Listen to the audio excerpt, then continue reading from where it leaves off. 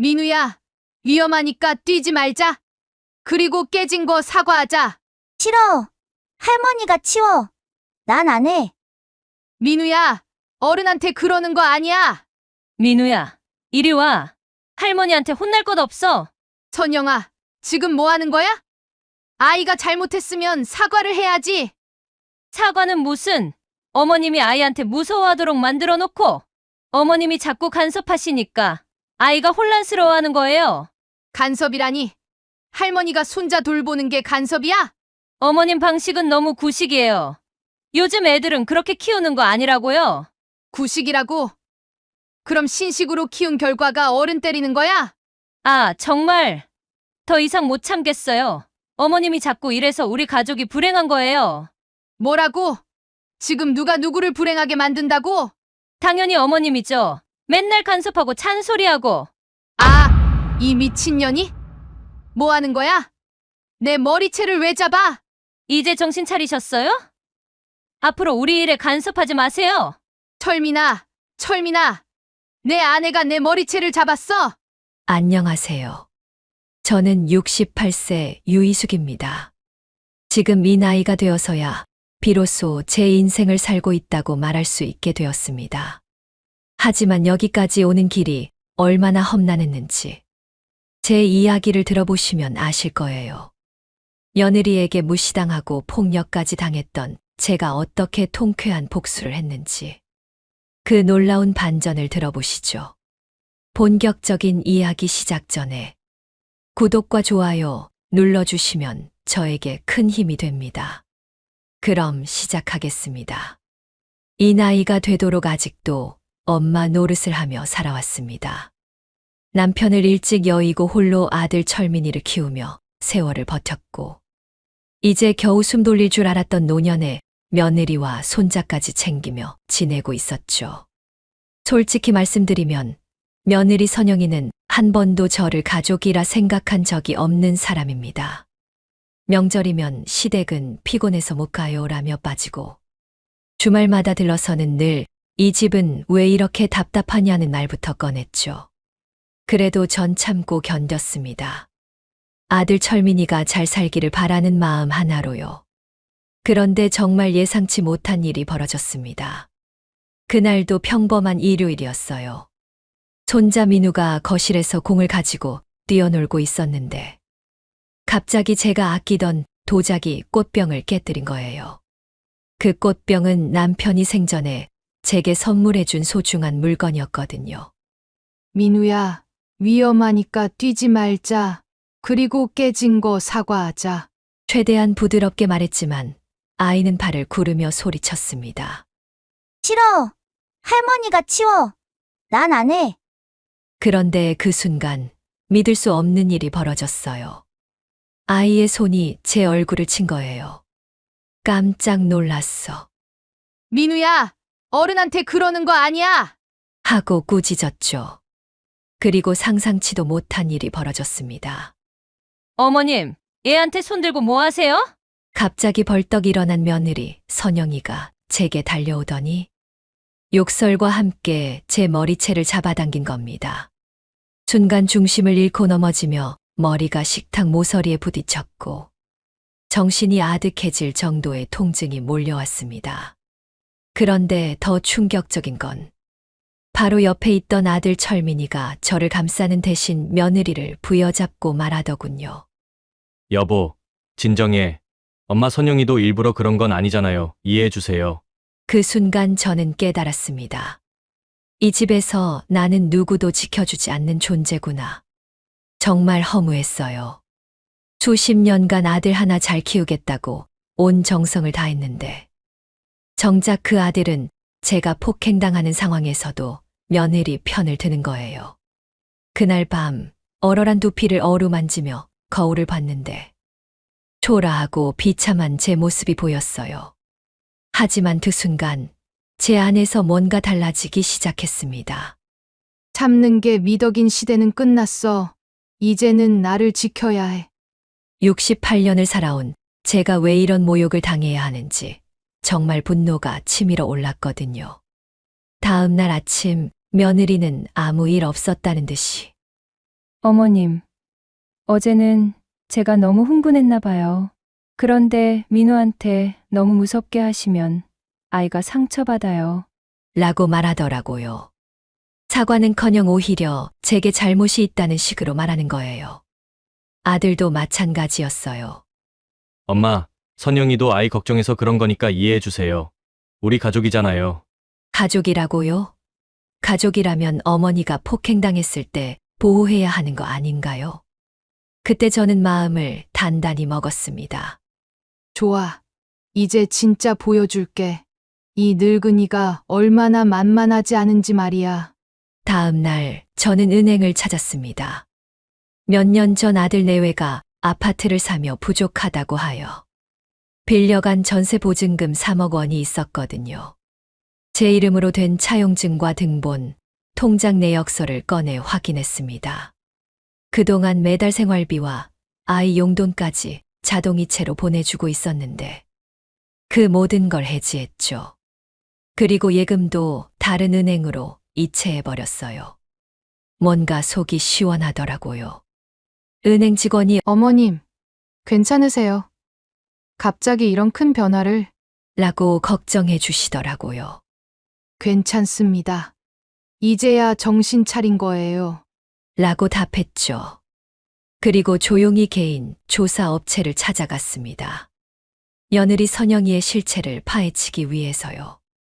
돈은 좀 들었지만 제가 당한 모욕을 생각하면 전혀 아깝지 않았어요.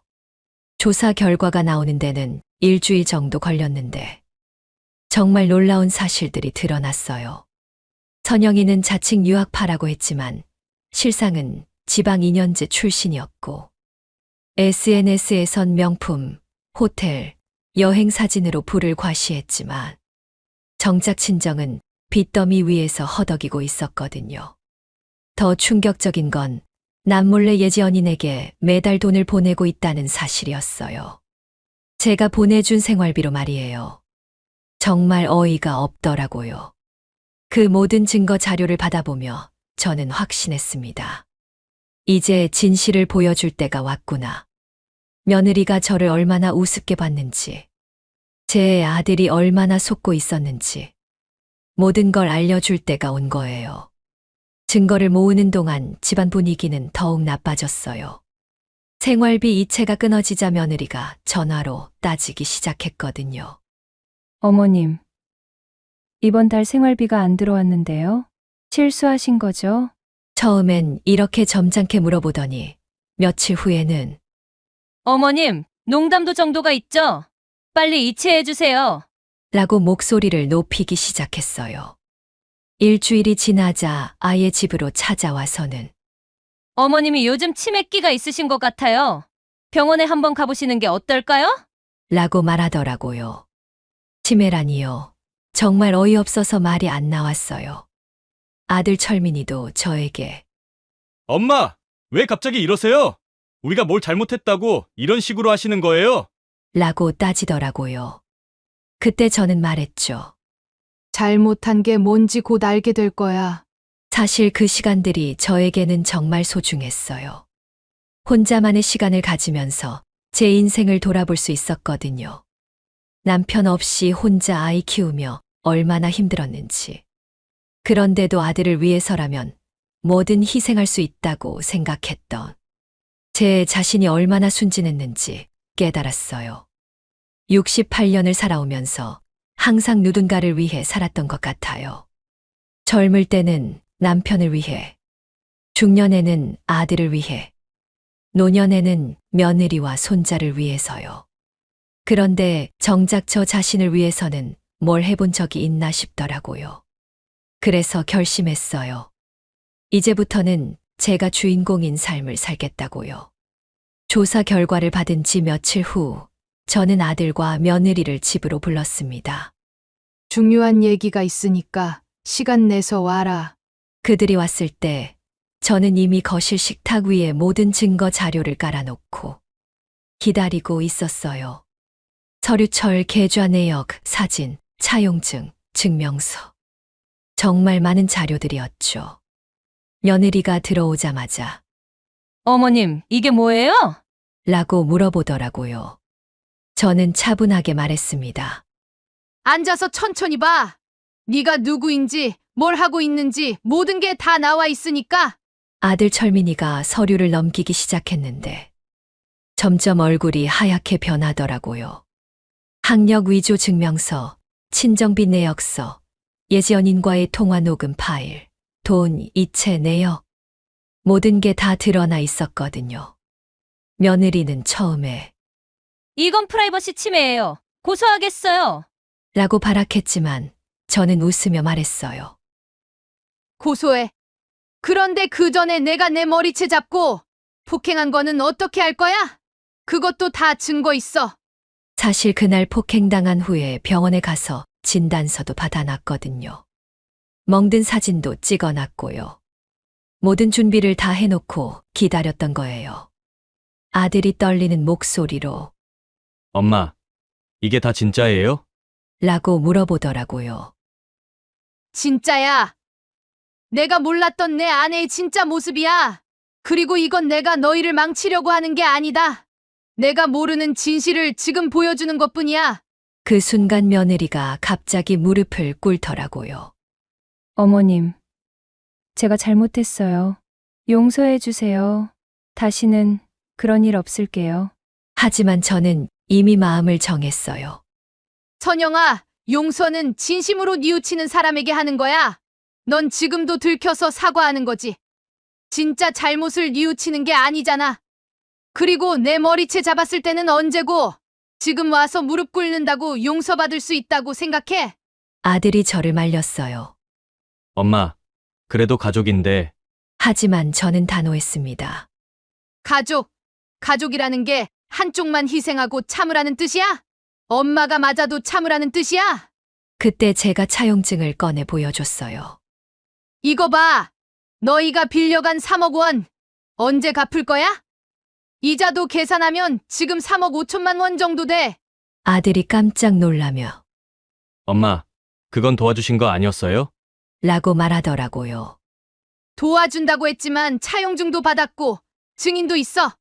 법적으로 엄연한 빚이야. 며느리가 매달 옛 연인한테 보내는 돈이면 충분히 갚을 수 있을 텐데. 며느리 얼굴이 새하얗게 질렸어요. 저는 계속 말했어요. 선영아, 너는 이 집에서 나가.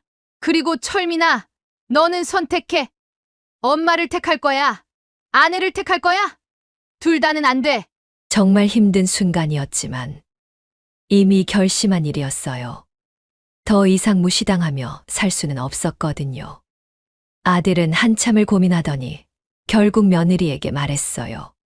선영아, 미안해. 나는 엄마를 선택할게.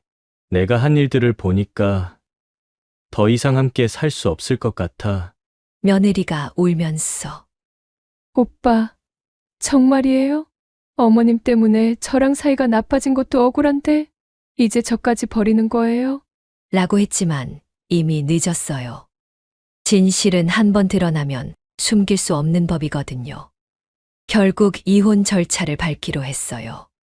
며느리는 재산 분할을 요구했지만 그들이 살던 아파트 전세금이 제 돈이라는 걸 증명할 수 있었고 며느리의 불륜 증거도 있었기 때문에 유리한 조건으로 이혼할 수 있었어요. 손자 민우는 처음에 곤란스러워했지만 아빠와 함께 제 곁에 남기로 했어요.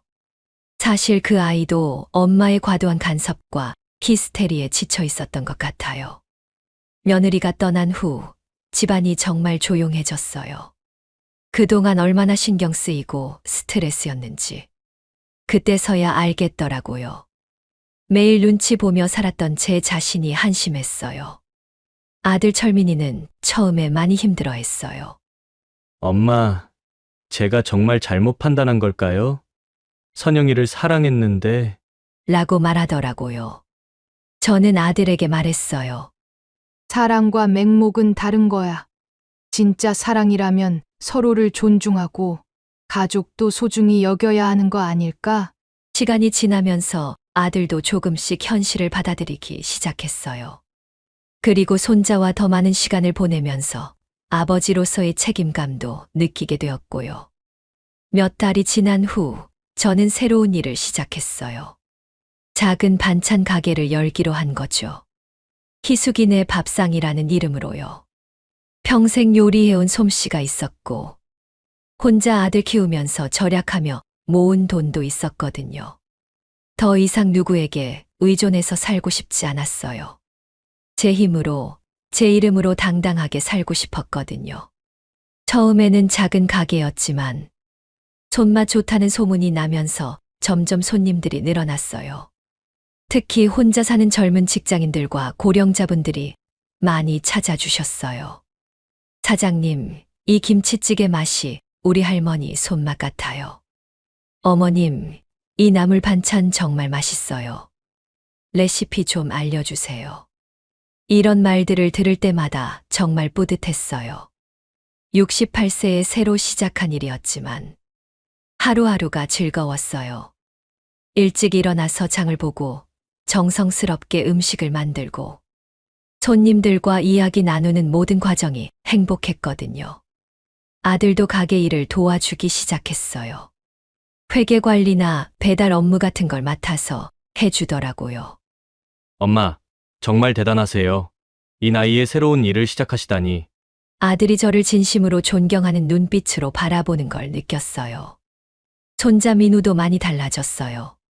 학교 끝나면 가게에 와서 숙제도 하고 손님들께 인사도 잘하고 정말 예의 바른 아이가 됐어요.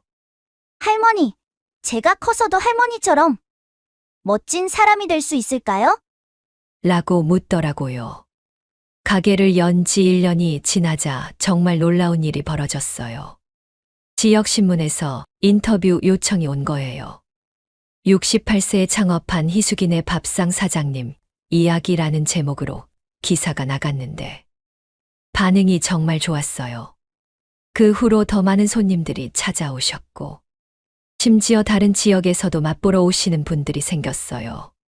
어떤 분은 사장님 이야기 듣고 용기를 얻었어요. 저도 새로운 일에 도전해 볼게요. 라고 말씀해 주시더라고요. 정말 신기했어요. 제가 당한 모욕과 상처가 오히려 새로운 시작의 계기가 된 거잖아요. 만약 그 일이 없었다면 저는 아직도 눈치 보며 남의 그늘에서 살고 있었을지도 몰라요. 어느 날 예전 며느리 선영이가 가게 앞을 지나가는 걸 봤어요. 저를 보더니 급하게 고개를 돌리고 도망가듯 지나가더라고요. 그 모습을 보니 마음이 복잡했어요. 미운 감정보다는 참 안 됐다는 생각이 들었거든요. 저는 이제 그 사람을 미워하지 않아요. 오히려 고마워하고 있어요. 그 사람 때문에 제가 진짜 저 자신을 찾을 수 있었거든요. 68년을 살아오면서 가장 당당하고 자유로운 시간을 보내고 있어요. 가끔 손님들이 물어보세요. 사장님, 힘든 일 있으셨나 봐요. 그런데 어떻게 이렇게 밝으실 수 있어요? 그럼 저는 이렇게 답해요. 넘어진 곳에서 일어날 때가 인생에서 가장 강해지는 순간이에요. 지금 제 삶은 정말 달라졌어요. 아침에 일어나면 제일 먼저 오늘 만들 음식 메뉴를 생각해요. 어떤 반찬을 만들면 손님들이 좋아할까? 어떤 새로운 요리에 도전해볼까 하는 즐거운 고민들이죠. 가게 운영도 점점 안정되고 있어요. 이제는 단골 손님들도 많이 생겼고, 근처 회사에서 점심 도시락 주문도 들어와요. 혼자서는 감당이 안 돼서 파트타임 직원도 한 분 채용했어요. 아들 철민이는 요즘 새로운 사람을 만나고 있어요. 제 가게 단골 손님 중 한 분의 딸인데 정말 착하고 예의 바른 분이에요. 저를 만나면 항상 정중하게 인사하고 손자에게도 친절하게 대해주세요. 이번에는 제대로 된 며느리를 맞을 수 있을 것 같아요. 손자 민우는 이제 중학생이 됐는데 정말 의젓해졌어요. 학교에서 돌아오면 가게에 와서 할머니, 오늘 매출은 어때요? 라고 묻고 주말에는 직접 설거지도 도와줘요. 할머니, 저도 커서 할머니 같은 멋진 사업가가 될래요. 라고 말해요. 가끔 예전 일을 생각해봐요. 만약 그때 참고 넘어갔다면 어떻게 됐을까 하고요. 아마 지금도 눈치 보며 살고 있을 거예요. 그날 머리채를 잡힌 그 순간이 오히려 제 인생의 전환점이 된 셈이죠. 이제 저는 당당합니다. 누구에게도 고개 숙이지 않아요. 제 나이 68세에 새로운 꿈을 꾸고 그 꿈을 이루어가고 있거든요. 때로는 늦은 시작이 더 값진 법이에요. 여러분도 기억하세요. 나이는 숫자일 뿐이고 포기하지 않는 한 새로운 시작은 언제든 가능하다는 걸요. 제가 여러분께 증명해 보였잖아요. 저의 이야기는 여기까지입니다. 오늘 제 이야기가 여러분에게 작은 용기라도 되었으면 좋겠어요. 사연이 마음에 와닿았다면 구독과 좋아요 꼭 눌러주세요. 그리고 댓글로 여러분의 생각도 나눠주세요. 여러분의 앞날에 항상 행복과 건강이 함께하길 바랍니다. 사연 세상이었습니다. 감사합니다.